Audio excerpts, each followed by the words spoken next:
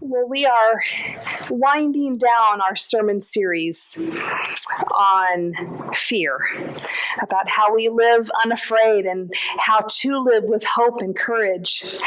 And over these last few weeks, we've discussed how fear has the capability of paralyzing us if we allow it to.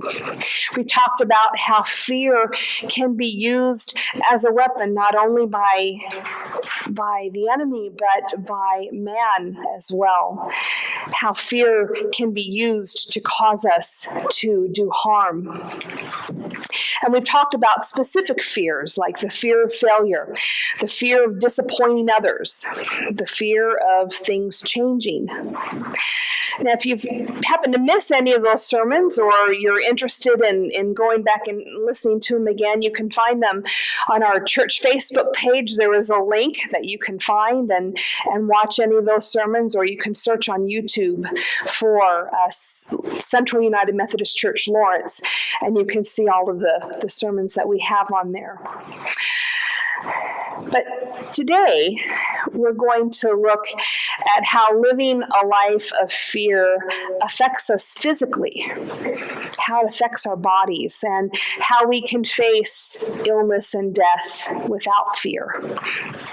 Now, Scripture tells us that we are fearfully and wonderfully made. And because of that, we know when something is wrong with our bodies. When my daughter was 3 months old, I woke up in the middle of the night and I felt horribly sick. I had no idea what was going on. I thought I needed to be sick one way. Nope. The other way. Nope. Had no idea what was going on, but I knew that something was very, very wrong. Now, luckily, that happened to be a night when Todd was home. When we were living in Minnesota, he was a copy editor and a page designer for the newspaper there, and he worked a split shift. So some weeks he worked days, some weeks he worked nights. Well, it just happened that he was on days that week, so he was home when this was going on, and so we managed to get me dressed. We managed to get a 3-month-old baby, who was sleeping very soundly, by the way, into a car seat, and off to the emergency room we go. Well, it turns out I was having a gallbladder attack. And several weeks later, I was in surgery having my gallbladder removed. We're designed to know when something isn't the way it should be. Sometimes it's because you have gallstones and you go to the doctor and find out what it is and you have it taken care of. Sometimes, however, we sense that something is wrong with us physically, and it's harder to determine what the cause of the problem is. Now, when we experience fear or anxiety or worry, we can have emotional symptoms. Any of us have been worried about something might have experienced sleeplessness, nervousness. Some people even suffer panic attacks because of worry. Our minds can race and we find ourselves easily distracted. Perhaps we feel apprehensive or we feel powerless because of the situation. But just as we have emotional symptoms, fear, anxiety, and worry have just a profound impact on our physical bodies as well. Now remember, fear is designed to keep us safe by helping the brain, specifically the amygdala, determine whether we should stay and fight or run away. There is a perceived threat. We evaluate the threat and we decide fight or flight. As we're making those mental determinations, our bodies are being prepared. Our physical bodies are being prepared for fight or flight by doing several things. Our heart rate increases, so our muscles will have enough oxygen to fight or to run. Our adrenaline increases, so we have power and stamina. Our breathing becomes more rapid and shallow, so we're taking in more oxygen because as we fight or flee, our muscles are going to need energy to do that. So we have more oxygen in our bodies. All of these things are preparing ourselves to fight or to flee. We fight or we flee, and then all of these functions return to normal at some point.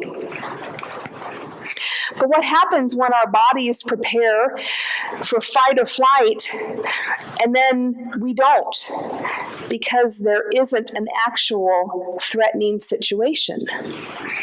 Because we're frightened of something that we think may or may not happen.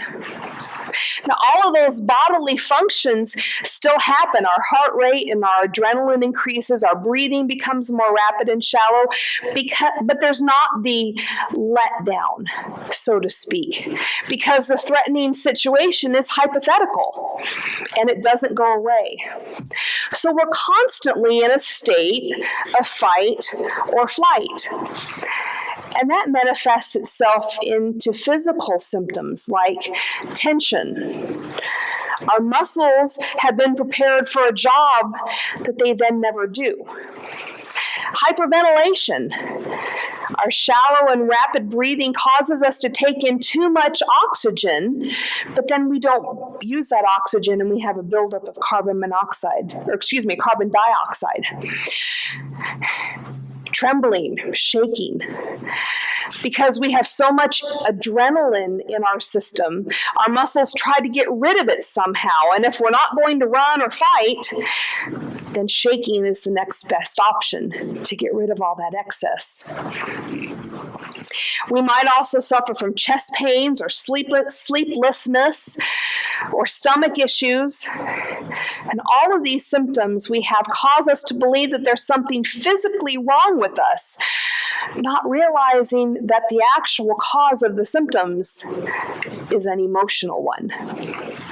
And so we go to the doctor and we tell him or her what we were experiencing, and they do all kinds of tests but can't find a physical reason for our symptoms, a physical cause, which frustrates us because, well, the doctor doesn't seem to be taking me seriously. There is something wrong with me. We leave the doctor frustrated, but we live in the 21st century. So we head off to consult Dr. Google. And we type our symptoms into any one of dozens of medical diagnostic websites and learn that our symptoms might be the result of any number of physical problems, which only increases our anxiety. I have lupus. I have stomach cancer. I have any number of things that this website has told me that I might have. So now that I'm even more stressed out, well, maybe I'll go watch some TV, a little bit of vegging out, some mind-numbing television show. That'll take my mind off of it. Until I see dozens of pharmaceutical ads on television that are for the symptoms that I have just typed in to realize that I have lupus. And so this prescription is for lupus. Now, obviously I'm being a bit tongue-in-cheek here, but there is quite a bit of truth in this scenario. We've talked about how our fear of what is unknown tends to be exaggerated. And what I mean is the actual situation that occurs is not as scary as what we've made it to be in our minds.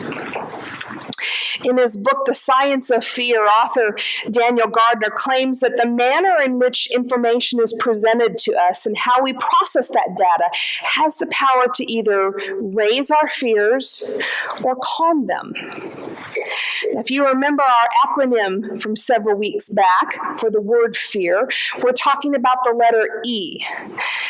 Examine your assumptions in light of facts. So let's do this for a second. Cancer is a disease that many people are fearful that they will be diagnosed with. Many of us here have had cancer touch our lives in some way. We've experienced it ourselves. A loved one has battled it, or a friend. So I need to insert a slight disclaimer here. Cancer is a very serious illness, and when we hear the word mentioned, especially when it involves someone that we love and care for very much, fear is usually one of the immediate responses, and rightfully so. Cancer is something that we do not want to mess around with. My intent here is not to minimize the seriousness of the disease or minimize someone's battle with cancer or any loss that comes from someone fighting that battle. But my intent is to shed some light on the facts about cancer. Now, as hard as it seems to believe, considering that we hear cancer diagnoses all the time, the facts show that men have a 1 in 4 chance of dying from cancer. The actual percentage is 22. So out of 100 men, 22 can die from cancer. 78 don't. In women, there's a 1 in 5% chance of dying from cancer, so about 20%. Now, in both cases, the chance of someone passing away from cancer is less than 25%. 25 will die out of 100, 75 will not. Yet, we're fearful that either ourselves or one of our loved ones will be one of the 25. Our human tendency sometimes is to automatically go to the worst case scenario. Now, I'm not saying that we don't need to be concerned about cancer. Of course we do. We need to do things that we know we should do to prevent our risk from having it, like not smoking, eating right, and exercise. All of those things that medical professionals tell us to do to lessen the chance of getting certain kinds of cancer. I'm not saying that we don't need to be concerned about it, but what I am saying is that we shouldn't let our lives be controlled by the fear of cancer or any other physical illness that you want to put in that place. We shouldn't let that control us. Just like we worry about failing or disappointing others or changing, we can worry about getting sick, even though it may never happen.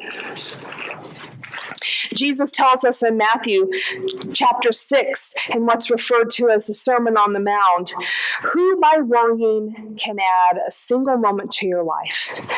Stop worrying about tomorrow, because tomorrow will worry about itself.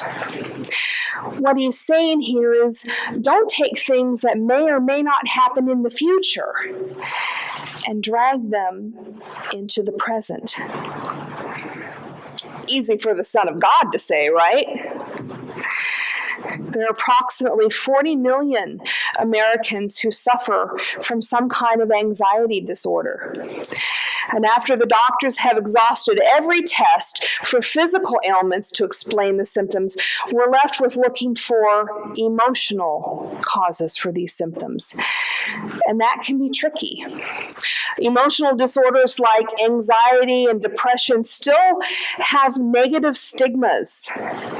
With as much progress as we have made, there is still a negative idea about mental health issues. And that's the reason that a lot of people continue to look for a physical explanation to an emotional problem. Now, there's lots of theories and techniques to help people deal with anxiety, and so I'm not going to spend a lot of time on those except to encourage anyone who thinks that they might be suffering from an anxiety issue to please talk to your doctor or to someone who can assist you to find help, because there is lots of help available. What I'd like to do is turn our focus to what occurs when the actual illness comes. How do we face illness with courage and hope? And perhaps the answer lies with how we live. Earlier, Stacy read from 2 Corinthians 4, and we heard that our outer nature is wasting away, and that what we see is temporary. We are all in the process of dying. From day one, we walk a physical journey that leads us to death. We don't know how it will happen. We don't know when it will happen. We know that it will sometime. And people face that reality differently. Some focus on living life to the fullest, not wasting one single day. Others just avoid thinking about it altogether. So how do we live life well, knowing that none of us are guaranteed a tomorrow? As Christians, we believe that there is more to humans than our physical bodies. There is the spirit, mind, soul, and heart as well. The Apostle Paul tells us that while our body is temporal, it's not designed to last forever. All of us here with achy joints or other things that are bothering us can well attest that our bodies are not designed to last forever. But the other parts of our being are. We believe as Christians that life does not end because our physical bodies die. And we believe this because of a sacrifice that took place on a cross over 2,000 years ago.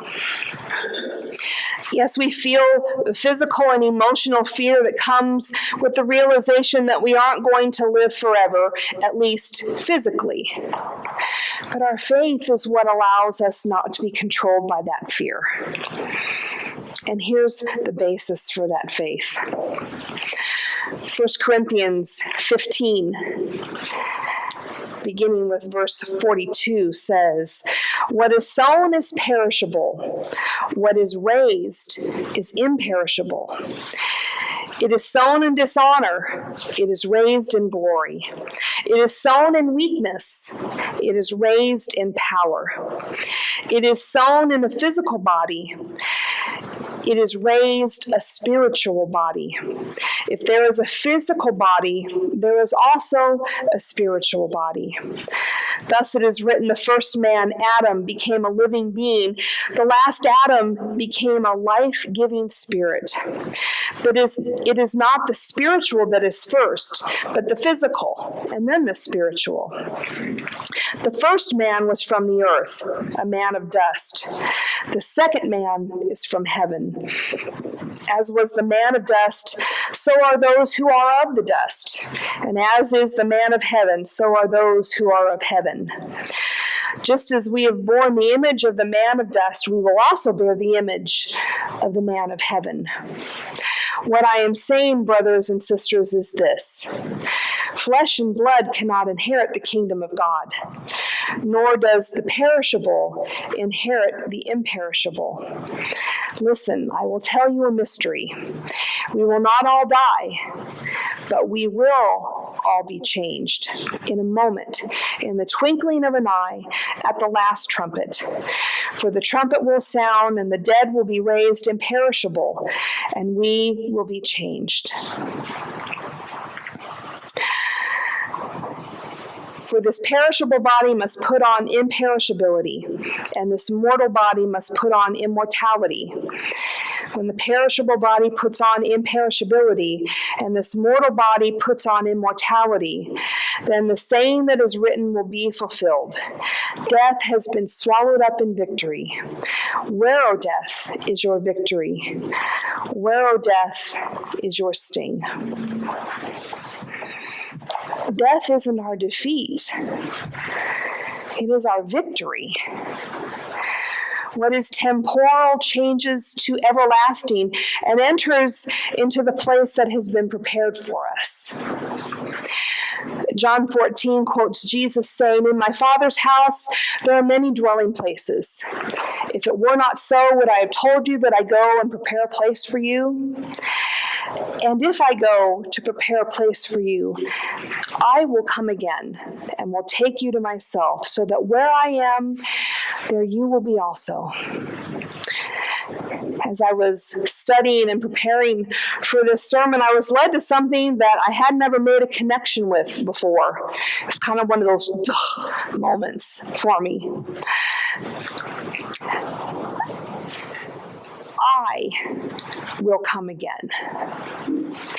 We often hear about angels coming to take us to heaven, or loved ones coming to us in those final moments.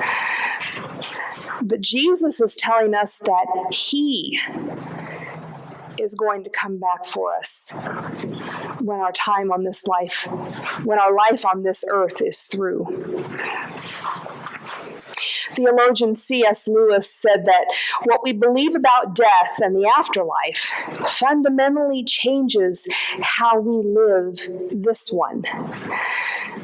Revelation 1:18 quotes Jesus, "I am alive forever. I have the keys of death and of hell."